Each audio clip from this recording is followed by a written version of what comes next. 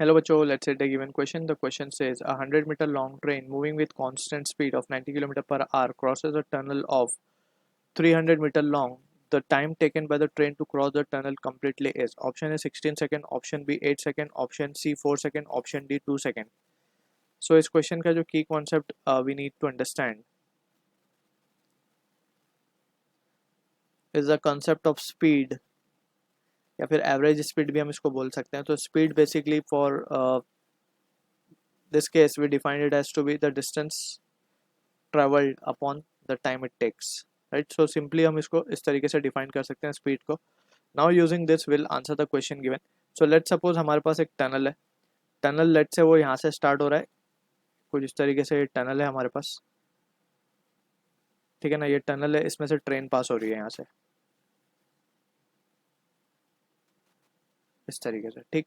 अब ये जो टनल है इसका हम मान लेते हैं कि इसकी लेंथ है L, ठीक है. और ये जो ट्रेन है इसकी लेंथ हम मान लेते हैं लेट्स से D, ठीक. हमसे बोला गया है कि ट्रेन जो है कम्प्लीटली टनल को पास कर जाए. सो हमें टाइम बताना है कितना टाइम लगेगा. अब ट्रेन चल रही है, ट्रेन की स्पीड गिवन है हमें, तो स्पीड मीन्स v बोल देते हैं इसको, ये हमने d माना है तो v बोल देते हैं हम. कितना गिवन है?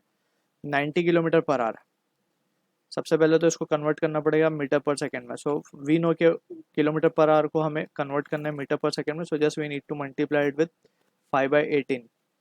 तो 18 5 ज़ा 90 होता है, तो ये हो जाएगा 25 मीटर पर सेकेंड. यानी कि 25 मीटर पर सेकेंड से ट्रेन जो है चल रही है, ठीक है. और लेंथ ऑफ टनल गिवन है, length of this train is also been given.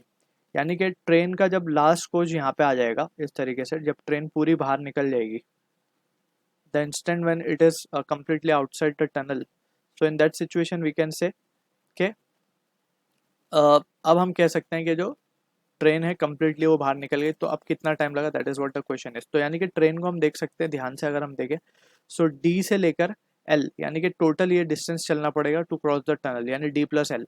So total distance जो अगर हम बोलेंगे, सो डी, इसको कुछ और नाम से ले लेते हैं या फिर डिस्टेंस लिख देते हैं simply. Distance will be equals to D plus L.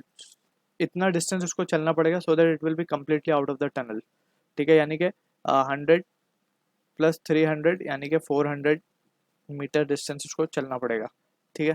So that it will be completely out of the tunnel. So finally अब हमें डिस्टेंस मिल चुका है, स्पीड मिल चुका है, तो टाइम हम निकाल सकते हैं. Therefore time will be equals to what, speed upon distance.